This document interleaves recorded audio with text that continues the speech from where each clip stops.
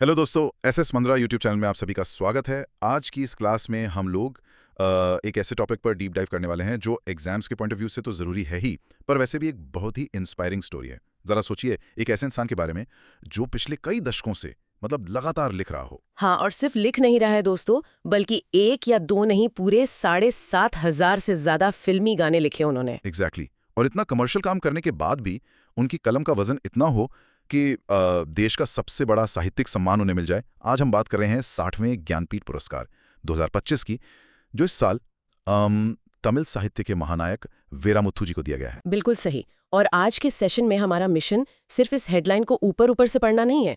हम विस्तार से समझेंगे कि आखिर वीरामुथु जी का जीवन कैसा रहा, उनकी रचनाओं के वो 4 मेन पिलर्स कौन से हैं, उनका मास्टरपीस क्या है।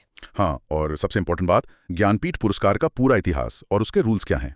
हम सब कुछ स्टेप बाय स्टेप कवर करेंगे ताकि क्लास में बैठे हर स्टूडेंट को पूरी पिक्चर क्लियर हो जाए। सही कहा। तो चलिए शुरू करते हैं इस ऐतिहासिक जीत से। ये जो अवार्ड है ना, ये सिर्फ एक व्यक्ति की जीत नहीं है, ये पूरी एक भाषा की जीत है। मैं भी यही सोच रहा था, क्योंकि वीरामुथु जी ज्ञानपीठ जीतने वाले तीसरे तमिलियन बन गए हैं। मतलब इनसे पहले सिर्फ 2 और तमिल लेखकों को यह सम्मान मिला था। हाँ, पहले थे पीवी अखिलन जी, जिन्हें 1975 में मिला था, जो एक्चुअली फर्स्ट विनर थे तमिल से, और फिर 2002 में डी जयकांतन जी को मिला था। राइट। तो अगर हम नोटिस करें क्लास, 2002 के बाद सीधा 2025, पूरे 23 साल का लंबा गैप। एग्जैक्टली। और 23 सालों तक किसी भाषा को देश का सबसे बड़ा सम्मान ना मिलना एक बहुत बड़ा ठहराव ले आता है साहित्यिक माहौल में।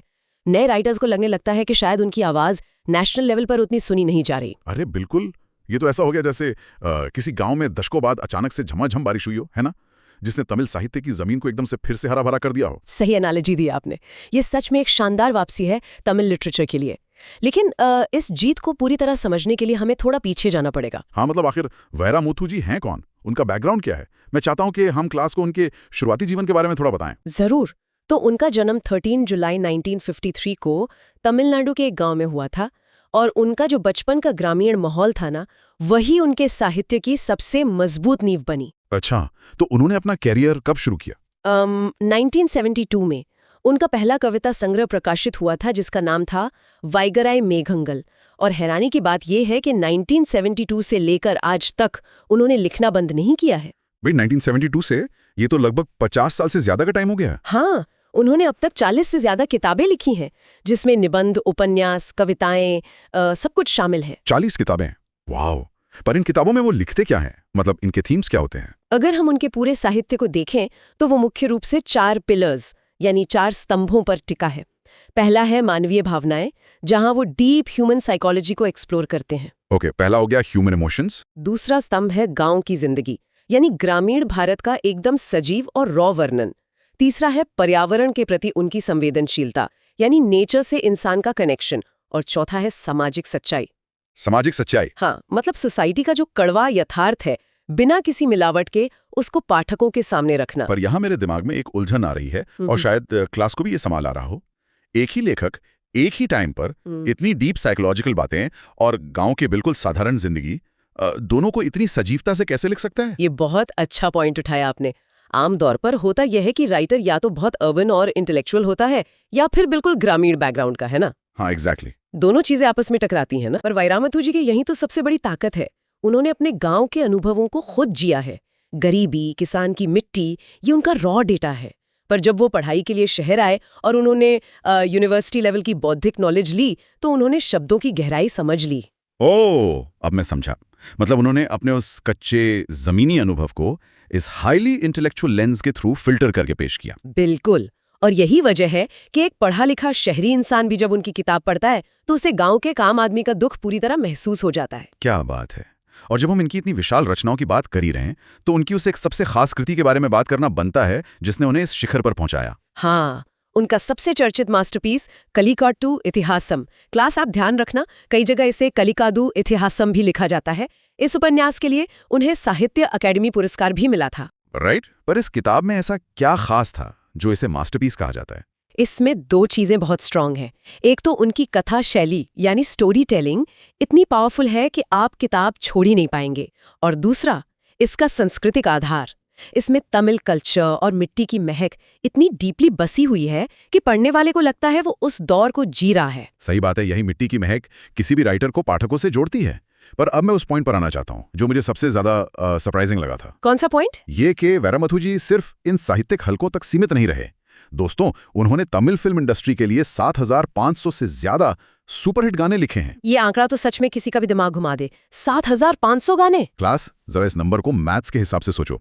अगर कोई इंसान लगातार 20 साल तक बिना एक भी छुट्टी लिए हर रोज एक गाना लिखे ना, तब जाकर वो करीब 7,300 गाने लिख पाएगा। बाप रे, ये सोचकर ही थकान हो रही है। वही तो, हर रोज नए जज्बात, नए शब्द, नई धुन। इसके लिए कितनी मानसिक ऊर्जा चाहिए होगी। पर मुझे लगता है यहाँ लोग क्रिटिसाइज भी तो करते होंगे। जैसे अक्सर होता है कि अगर बड़ा लेखक फिल्मों में जाए तो लोग बोलते हैं, अरे इनकी तो क्वालिटी गिर गई पैसे के लिए।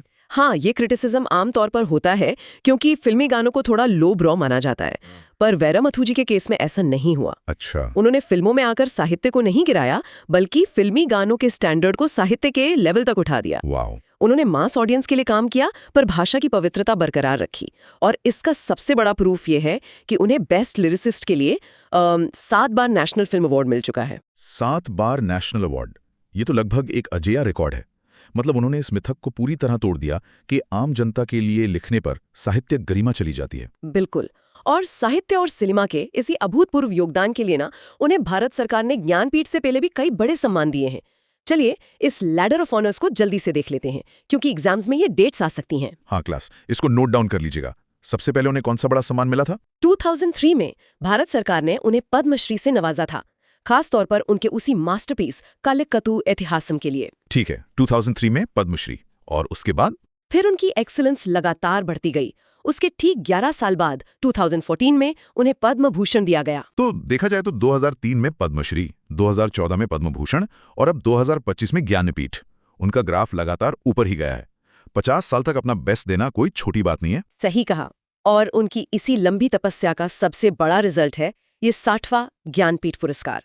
चूंकि आज हमारा मेन टॉपिक यही अवार्ड है, तो इस अवार्ड की पूरी एनाटॉमी समझना बहुत जरूरी है। बिल्कुल, चलिए देखते हैं इस अवार्ड के पीछे की हिस्ट्री क्या है। इसकी स्थापना किसने की थी? इसकी स्थापना भारतीय ज्ञानपीठ नामक एक संस्था ने की थी, जिसे साहू जैन परिवार ने बनाया था। उनका मेन एम था भारतीय साहित्य को नेशनल लेवल पर एक बड़ी पहचान देना। ऑफिशियली देखा जाए तो इसकी स्थापना 1971 में मानी जाती है, पर यहाँ एक ट्विस्ट है। हाँ, ये एक बहुत कॉमन कंफ्यूजन है। क्लास ध्यान दीजिएगा, भले ही रूल्स वगैरह 1971 के आसपास फॉर्मली सेट हुए हों, पर पहली बार ये अवार्ड 1965 में ही दे दिया गया था। एग्जैक्टली। और वो मिला था मलयालम लेखक जी शंकरा कुरूप जी को। इसीलिए इसे देश का सबसे पुराना और सबसे बड़ा साहित्यिक सम्मान मानते हैं। तो अब आते हैं कि इसमें मिलता क्या है, विजेता को आखिर दिया क्या जाता है? इसमें सबसे पहले तो 11 लाख रुपए की नकद राशि दी जाती है, एक आर्थिक प्रमाण के रूप में। इसके साथ एक ऑफिशियल साइटेशन यानी प्रशस्ति पत्र मिलता है। पर जो सबसे यूनिक चीज है ना, वो है वाग्देवी की प्रतिमा। वाग्देवी यानी माता सरस्वती की प्रतिमा है ना? हाँ, कांस्य यानी ब्रॉन्ज की एक बेहद खूबसूरत प्रतिमा दी जाती है। ये इस बात का प्रतीक है कि लेखक पर साहित्य की देवी की पूरी कृपा है। क्या बात है। पर मैं जानता हूं कि इस अवार्ड को जीतना इतना आसान नहीं है। इसके कुछ बहुत स्ट्रिक्ट रूल्स हैं। बहुत स्ट्रिक्ट। पहला नियम तो यही है कि ये सिर्फ और सिर्फ भारतीय नागरिकों को दिया जाएगा। ठीक है, कोई विदेशी राइटर नहीं हो सकता। दूसरा नियम है कि ये हमारे संविधान की 8वीं अनुसूची यानी 8th शेड्यूल में शामिल सभी 22 भाषाओं के साथ साथ अंग्रेजी में लिखने वाले साहित्यकारों को ही मिल सकता है। ओके, 22 भाषाएं प्लस इंग्लिश। और तीसरा नियम क्या है? तीसरा और सबसे अहम नियम, ये पुरस्कार कभी भी मरणोपरांत यानी पोस्ट्यूमसली नहीं दिया जाता। वेट, पोस्ट्यूमसली नहीं दिया जाता? ये रूल थोड़ा अलग नहीं है बाकी अवार्ड से? मतलब अगर हम भारत रत्न देखें या पद्म अवार्ड्स देखें, वहां तो कई बार महान लोगों को उनके निधन के बाद श्रद्धांजलि देने के लिए अवार्ड मिलता है। हाँ, वहां मिलता है। पर ज्ञानपीठ में इतना स्ट्रिक्ट रूल क्यों कि लेखक का जिंदा होना जरूरी है?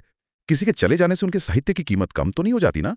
मुझे ये थोड़ा समझ नहीं आया। आपका सोचना बिल्कुल लॉजिकल है, पर इसके पीछे संस्था की एक बहुत प्यारी फिलॉसफी है। साहित्य दरअसल समाज के साथ एक जिंदा संवाद होता है, एक लगातार चलने वाला डायलॉग। जब एक लेखक पूरी जिंदगी शब्दों को गढ़ता है, तो ये अवार्ड उसके जीवन काल में ही उसकी तपस्या का जश्न मनाने का एक तरीका है। जरा सोचिए, जब एक राइटर अपने जीते जी देखता है कि देश ने उसकी पूरी उम्र की मेहनत को सर आंखों पर दिखा लिया, तो उसे कैसा फील होता होगा? ओह वाह, ये तो सच में बहुत पावरफुल थॉट है ना? ये नियम इस पुरस्कार को सिर्फ एक ट्रिब्यूट बनने से रोकता है। ये उस राइटर को बताता है कि हम आपके अस्तित्व को आज और अभी नमन कर रहे हैं। इस पर्सपेक्टिव से देखने पर ये रूल एकदम परफेक्ट लगता है। अपनी आंखों के सामने अपने जीवन भर के काम का ये इनाम मिलना किसी भी कलाकार का सबसे बड़ा सपना होता होगा। बिल्कुल। और दोस्तों, इस सपने को अभी हाल ही में किन किन लोगों ने जिया है उसकी एक क्विक लिस्ट देख लेते हैं, क्योंकि एग्जाम्स में मैच द कॉलम वाले क्वेश्चंस आ सकते हैं। हाँ, रीसेंट विनर्स की हिस्ट्री पता होनी चाहिए। तो 60वां संस्करण यानी 2025 का तो वैरामुत्तु जी को मिला, तमिल के लिए हमने कवर कर लिया। इससे ठीक पहले 59वां ज्ञानपीठ किसे मिला था? 59वां ज्ञानपीठ पुरस्कार डॉक्टर विनोद कुमार शुक्ला जी को मिला था, हिंदी भाषा के लिए। और एक इंटरेस्टिंग फैक्ट ये है कि वो छत्तीसगढ़ स्टेट से ज्ञानपीठ जीतने वाले पहले लेखक बने थे। अच्छा, छत्तीसगढ़ से पहले लेखक। उनकी कविताओं में भी गांव और आम आदमी का काफी सटीक चित्रण मिलता है, जहां तक मुझे याद है। सही कहा। और अगर एक और साल पीछे जाएं तो 58वां सम्मान थोड़ा और खास था, क्योंकि ये संयुक्त रूप से यानी जॉइंटली 2 लोगों को मिला था। जगतगुरु रामभद्राचार्य जी को उनके संस्कृत साहित्य के लिए और मशहूर शायर गुलजार साहब को उर्दू के लिए। एग्जैक्टली। और अगर आप इन तीनों सालों को ध्यान से देखें, 58, 59 और 60, तो आपको हमारे देश की लिंग्विस्टिक डाइवर्सिटी यानी भाषाई विविधता साफ दिखेगी। संस्कृत, उर्दू, हिंदी और अब तमिल। सही पकड़ा आपने। ये विविधता ही सच में हमारे भारत की असल ताकत है। तो दोस्तों, इस पूरे डीप डाइव में हमने समझा कि कैसे एक गांव से निकला एक लड़का 1972 में अपनी पहली किताब लिखता है और अपनी उम्र भर की तपस्या से 2025 में इस ऐतिहासिक मुकाम तक पहुंचता है। बिल्कुल, उनका ये लंबा सफर आज के सभी नए राइटर्स के लिए एक बहुत बड़ी केस स्टडी है। क्लास, अब हम इस सेशन के बिल्कुल अंत पर हैं। पर जाने से पहले मैं आप सभी के दिमाग में एक विचार छोड़ना चाहता हूं, एक प्रोवोकेटिव थॉट। अक्सर सोसाइटी में एक मिथ होता है ना कि अगर आप मास मार्केट के लिए या आम जनता के लिए कुछ लिखते हैं तो उसकी क्वालिटी बेकार होती है। हाँ, लोगों को लगता है कि हाई क्लास लिटरेचर सिर्फ कुछ इंटेलेक्चुअल लोगों के लिए होता है। एग्जैक्टली। पर वैरामुत्थु जी ने अपने 7,500 कमर्शियल फिल्मी गानों और अपने 60वें ज्ञानपीठ अवार्ड दोनों से ये साबित कर दिया है कि एक सच्चा कलाकार इन दोनों छोरों को आपस में जोड़ सकता है। ये सच में एक बहुत बड़ा टेकअवे है आज की क्लास का। अगर आपकी नींव उन 4 स्तंभों पर टिकी है, मानवीय भावनाएं, गांव की जिंदगी, पर्यावरण और सामाजिक सच्चाई, तो आप चाहे उपन्यास लिखो या कमर्शियल सिनेमा का गाना, आपकी कला का लेवल हमेशा ऊपर रहेगा। उन्होंने सच में साहित्य को बंद कमरों से निकालकर आम आदमी के कानों तक पहुंचा दिया। क्या जबरदस्त निष्कर्ष निकाला उन्होंने। पर दोस्तों, अब बारी है आपकी मेमोरी टेस्ट करने की। हमने आज जो भी डिस्कस किया, देखते हैं आपने कितने ध्यान से सुना। स्क्रीन पर एक छोटा सा क्विज क्वेश्चन आने वाला है। क्वेश्चन ध्यान से सुनिएगा। वैरामुथु किस भाषा के प्रसिद्ध कवि और गीतकार हैं? हिंदी, कन्नड़, तमिल, तेलुगु। दोस्तों, मैं चाहता हूं कि आप सभी इस प्रश्न का सही जवाब तुरंत कमेंट सेक्शन में लिखें, बिना गूगल किए। और हाँ, कमेंट में ये भी बताना कि वैरामुथु जी के सफर का कौन सा हिस्सा आपको सबसे इंस्पायरिंग लगा। दोस्तों, अगर आपको ये क्लास पसंद आई हो तो एसएस मंत्रा चैनल को सब्सक्राइब करें, वीडियो को लाइक करें और बेल आइकॉन दबाना ना भूलें। धन्यवाद।